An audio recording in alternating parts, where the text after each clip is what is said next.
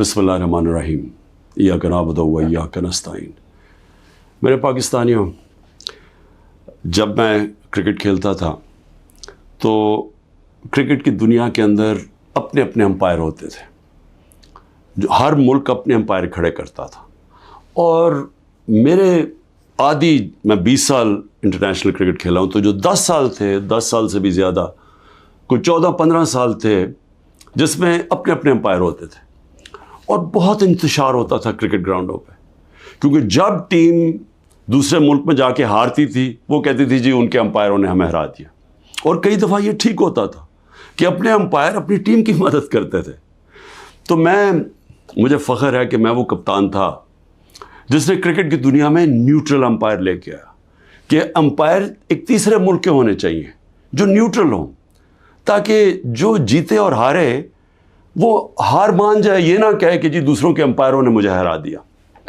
और पाकिस्तान वो मुल्क था जिसने पहली दफ़ा क्रिकेट की तारीख़ के अंदर हम न्यूट्रल अंपायर 1986 में लेके आए, और उसके बाद फिर सारी दुनिया में न्यूट्रल अंपायर आ गए। और आज जो आप क्रिकेट मैचेस पे ग्राउंडों पे देखते हैं तो वो सारा इंतशार ख़त्म हो गया है, क्योंकि लोगों को फ़ैसले मुनसिफाना लगते हैं अब, क्योंकि अब उनको ये नहीं लगता कि अपने मुल्क के अंपायर अपने मुल्क की मदद कर रहे हैं। अब मैं आता हूँ पाकिस्तान पे।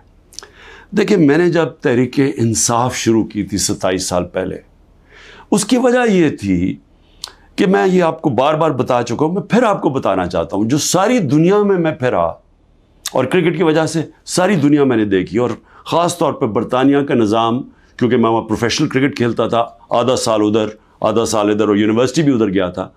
वो मैं जब जितना मैं निज़ाम समझता गया, मैं इस नतीजे पे आ गया कि जो हज़रत अली का एक रज़ी अल्लाह ताला का कौल था कि कुफ्र का निज़ाम चल जाएगा लेकिन जुल्म और नाइंसाफ़ी का निज़ाम नहीं चल सकता, मैं इस नतीजे पे आ गया कि हमारा निज़ाम में जब तक इंसाफ नहीं होगा, हम एक वो जो कायद आज़म का और इल्लामा इकबाल की ख्वाब थी कि एक अजीम मिसाली इस्लामी रियासत बनानी थी हमने, फलाही रियासत, और वो जिसकी बुनियाद नबी सल्लल्लाहु अलैहि वसल्लम ने इंसाफ पे रखी थी, अदल और इंसाफ पे, हम वो बन ही नहीं सकते जब तक हम इंसाफ ना लेके आए मुल्क।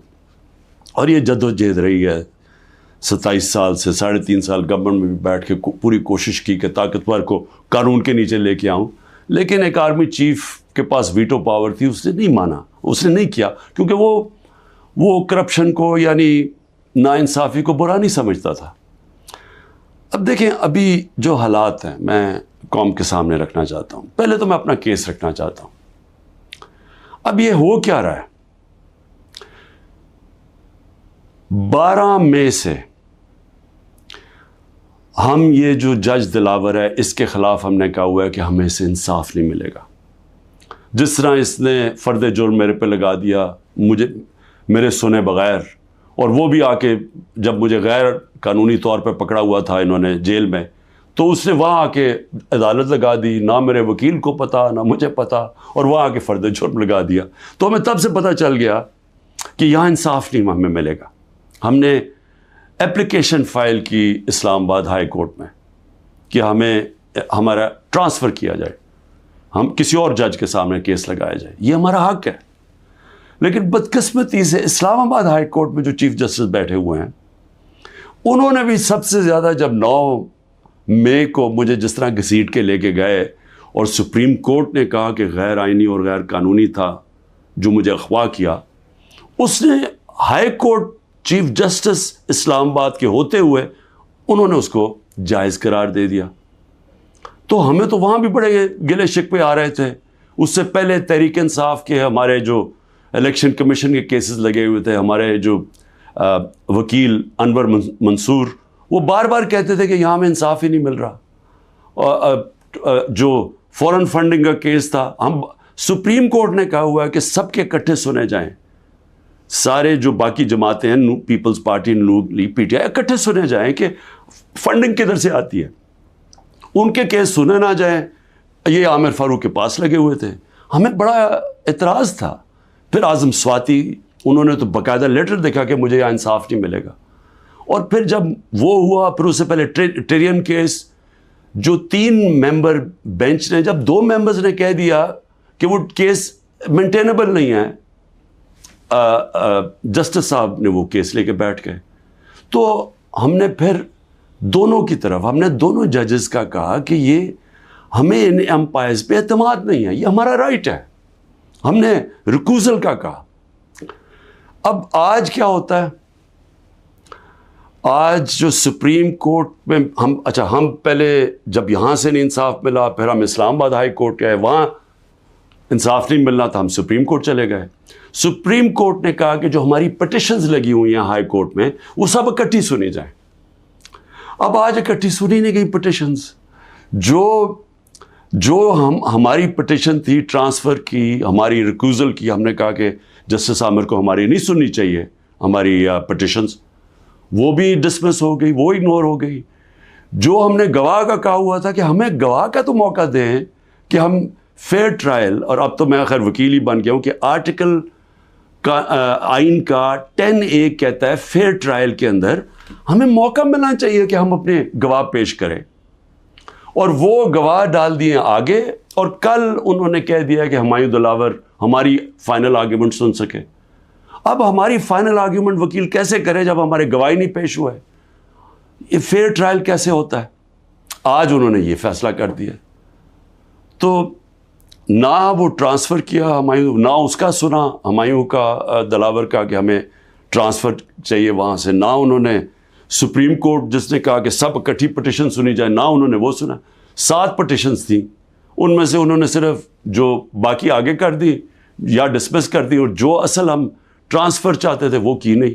اور یہ بھی نہیں اسے باؤنڈ کیا کل دلاور کو, کہ جج دلاور کو, کہ وہ تب تک فیصلہ نہیں کر سکتے, آرگیومنٹس پوری نہیں سن سکتے جب تک ہمارے گواہ پیش نہ ہوں.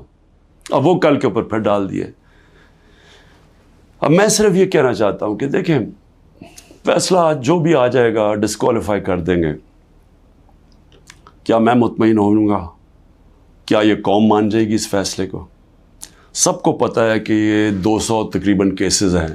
مقصد صرف ایک ہے, کسی طرح عمران خان کو راستے سے ہٹایا جائے, کسی طرح تحریک انصاف کو ختم کیا جائے. یہ سب کو پتہ ہے یہ کیا ہو رہا ہے. 9 مئی جب بھی انشاءاللہ کسی دن اس ملک میں آزادانہ تحقیقات ہوں گی, 9 مئی پہ چیزیں سامنے آ جائیں گی. اور یہ کبھی بھی نہیں ہوا کہ ایک سائڈ فیصلہ کر لیتی ہے, گورنمنٹ کا فیصلہ کہ جی تحریک انصاف اس کے اندر گلٹی ہے, ہم قصوروار ہیں, اور ہمارا موقف ہی نہیں سامنے رکھا جا رہا. ہمیشہ جج دونوں سائڈز سن کے فیصلہ کرتا ہے. تو وہ اب نظر آ رہا ہے کہ جس طرف جا رہا ہے, وہ جو انہوں نے 9 مئی کے بعد جو کیا, سارے ملک کے اندر تحریک انصاف کے اوپر کریک ڈاؤن ہو گیا, اور وہ چلتا آ رہا ہے, ابھی بھی کریک ڈاؤن آ رہا ہے. اور نظر آ رہا ہے کہ کسی نہ کسی طرح پارٹی کو ختم کیا جائے. اب جو بھی یہ کر رہے ہیں کریک ڈاؤن, سارے جو بھی لوگ اس کے پیچھے ہیں, کیا ان کو یہ پتہ نہیں ہے کہ پارٹی تب ختم ہوتی ہے جب اس کا ووٹ بینک ختم ہوتا ہے؟ ذرا بازاروں میں نکل کے دیکھیں, دیہاتوں میں چلے جائیں, پوچھیں تو صحیح لوگوں سے کہ وہ ووٹ کس کے لیے ڈالیں گے. جتنا ظلم ہمارے اوپر بڑھتا جا رہا ہے اتنا ہی ہمارا ووٹ بینک بڑھتا جا رہا ہے. پارٹی تو ایسے نہیں ختم ہونے لگی.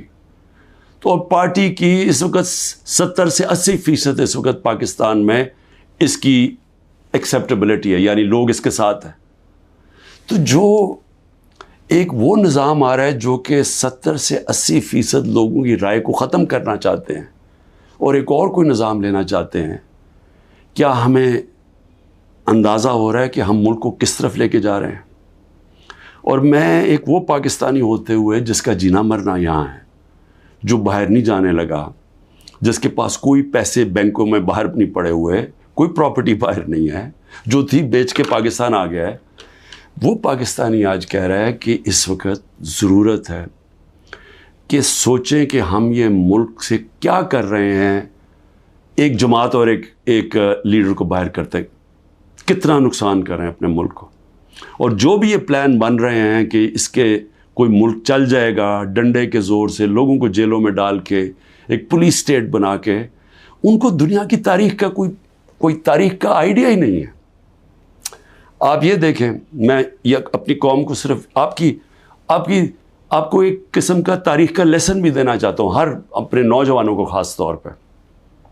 میں یہ پہلے بھی کہہ چکا ہوں، 1945 میں دوسری جنگ عظیم کے بعد یورپ آدھا ہو گیا، آدھا چلا گیا جمہوریت کی طرف، آدھا چلا گیا یہ پولیس اسٹیٹ بن گیا ڈکٹیٹرشپ کی طرف.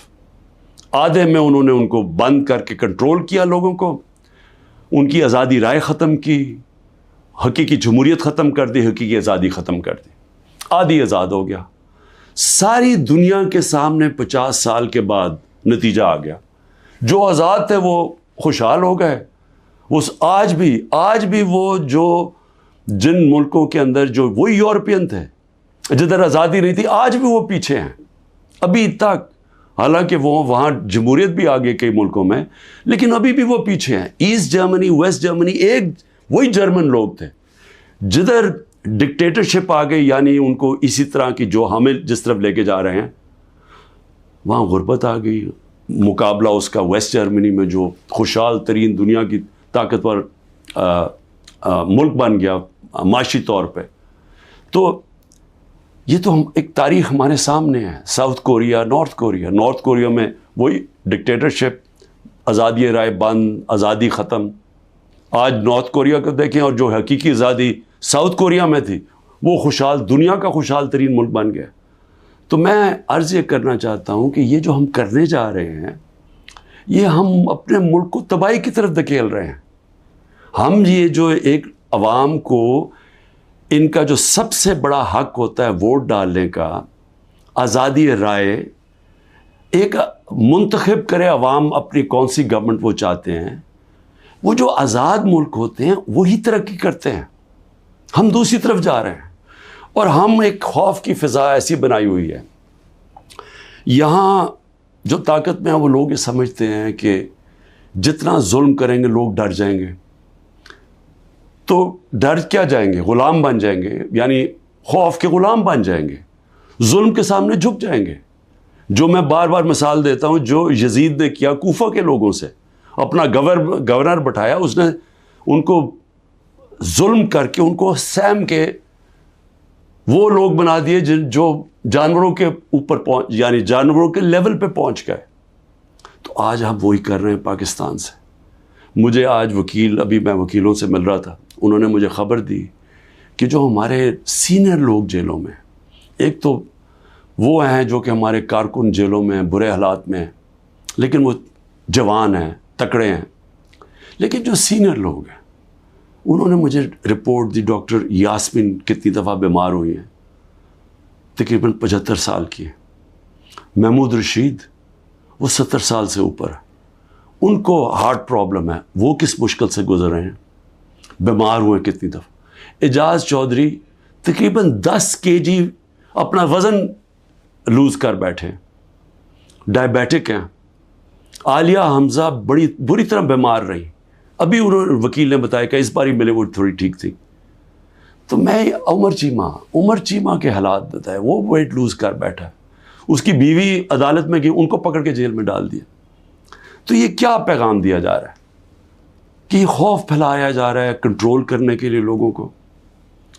اور علی امین، ہمارے پختونخوا کے پریزیڈنٹ، ان کے گھر میں 6 گھنٹے پولیس گھس گئی، کوئی سرچ وارنٹ نہیں تھی. سارا اس کا گھر اجاڑا، چیزیں توڑی. 80 سال کے ان کے والد تھے، ان سے بدتمیزی کی، دھکے دیے، گاڑیاں اٹھا کے لے گئے. تو یہ کیا ثابت کر رہے ہیں اس سے؟ یعنی ہم اس ملک کو کدھر دھکیل رہے ہیں؟ یہ خوف پھیلانے کے لیے اور لوگوں کو کنٹرول کرنے کے لیے ہم آج وہ چیز کر رہے ہیں کہ اپنی پولیس کو تباہ کر رہے ہیں. جب پولیس سے اس طرح کی غیر قانونی کام کرواتے ہیں ہم، تو یاد رکھیں پولیس خود بھی یہ کاموں پہ لگ جاتی ہے. آپ جب پولیس کو آرڈر دیتے ہیں کہ یہ جا کے کسی گھروں میں گھسو، گھر برباد کرو، خوف پھیلانے کے لیے، تو ہم پولیس فورس کو تباہ کر رہے ہیں. آگے ہماری پولیس کے حالات اچھے نہیں ہیں.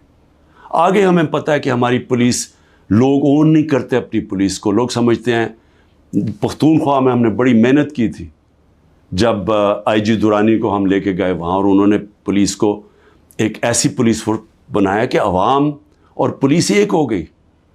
آج پختونخوا کے اندر وہ نہیں ہو رہا، آج پولیس کے خلاف نفرت ہو رہی ہے کیونکہ اس سے غلط کام کروائے جا رہے ہیں، اس سے قانون توڑا جا رہا ہے۔ جن کا کام قانون کو اپ ہولڈ کرنا ہے وہ قانون توڑ رہے ہیں، اور یہ ہر جگہ ہو رہا ہے، یہ ہر جگہ جدھر تحریک انصاف ہے۔ اس کا 9 میں سے اب کوئی تعلق نہیں ہے۔ افتخار درانی کو اٹھا لیا، وہ تو میڈیا کا آدمی ہے، اس کا 9 میں سے کیا تعلق ہے؟ عمران ریاض ابھی تک غائب ہیں، 3 مہینے ہونے لگے ہیں، بچے ہیں ان کے، اس کا 9 میں سے کیا تعلق تھا؟ 9 میں ایک بہانہ تھا، ایک پہلے سے پلان بنا ہوا تھا پارٹی کو کرش کرنا۔ لیکن پارٹی کرش کیسے ہوگی جبکہ اس کا ووٹ بینک بڑھتا جا رہا ہے، لوگوں پہ ظلم کرتے جا رہے ہیں، لیکن پارٹی تو بڑھتی جا رہی ہے۔ تو کیا یا تو الیکشن کبھی نہیں کروانا، لیکن جب بھی الیکشن ہوگا، یہ میری آج آپ پیشن گوئی سن لیں، جیسا جو جتنی مرضی آپ کوشش کر لیں، جب الیکشن ہوگا اور جو پبلک اس ملک کی نکلے گی، آپ جو مرضی کر لیں، تحریک انصاف کو جیتنے سے نہیں روک سکتے انشاءاللہ۔ اس لیے میں آج بھی اپنے ان لوگوں کو جو اقتدار میں بیٹھے ہوئے ہیں، میں تو پی ڈی ایم کے لوگوں کو، سب کو، جو ہماری اسٹیبلشمنٹ ہے، سب کو کہنا چاہتا ہوں کہ دیکھیں ٹائم آ گیا ملک کا سوچنے کا۔ اپنی سوچ ذات بیچ میں سے نکال دیں۔ جب بھی ملک کا سوچیں گے اپنی ذات سے ہٹ کے، ہم سب بیٹھ کے وہی فیصلہ کریں گے جو پاکستان کے لیے بہتر ہے، اور وہ ہے صاف اور شفاف الیکشن۔ پاکستان زندہ باد۔